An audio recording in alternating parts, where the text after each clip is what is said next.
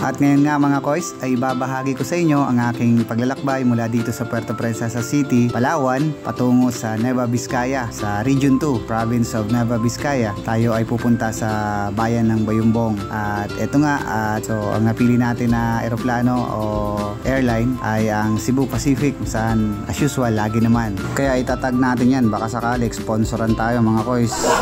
At nakapasok na nga tayo mga koys dito sa eroplano, maya maya lang ay nasa Papawid na tayo mga koys. Eto na nga, pansin ko lang talagang affordable yung mga tickets ng Cebu Pacific compare sa ibang airline, kaya suabe.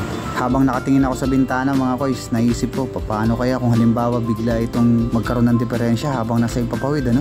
Mabuhay pa kaya ako? At ilang saglit pa mga koys ay nakalapag na ang aming eroplano. After makababa ng eroplano mga koys ay sumakay pa tayo ng bus kung saan patungo naman doon sa arrival area ng NAIA International Airport mga koys. At eto nga mga kasama ko, si Alwin, si Archie at yung ibang mga chararat.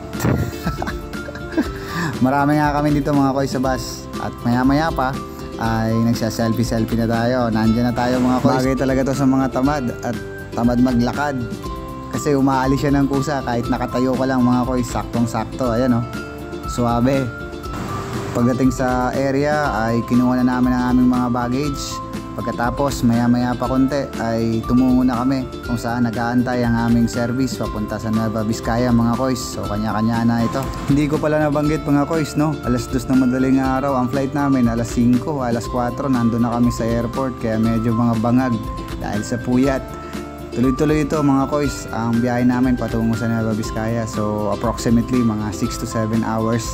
Then pumunta pa kami rito mga koys sa McDonald's, saan ay nag-breakfast kami at ginamitan nga natin ang pangmalakasang technique ito mga koys. In-order natin ito, McCafe, paka naman McDo. After mabusog ng tropa, larga na. Subalit eto nga, minalas, nagpabulkit along the way. Andito ata kami dito sa Bulkitan. Ewan ko kung anong lugar to, pero mahusay si Manong. Talagang nakita niya may butas. Habang nag-aantay ay kumain muna kami dito sa Travelers Food Hub. Makikita ito ng mga dumaraan patungo sa Nueva Vizcaya. After nang may balik ang gulong mga koys ay larga na naman kami para bumiyahe ulit mga koys. Tuloy-tuloy lang ito, kaya nakakapagod. At the same time hindi ka rin makatulog dahil medyo malog ang sasakyan, pero chill pa rin mga koys, tuloy-tuloy lang. Ilang oras ang lumipas, nakarating na nga kami sa Bambang mga koys. Napansin ko yung presyo ng gasolina, malaki ang kaibahan sa Palawan.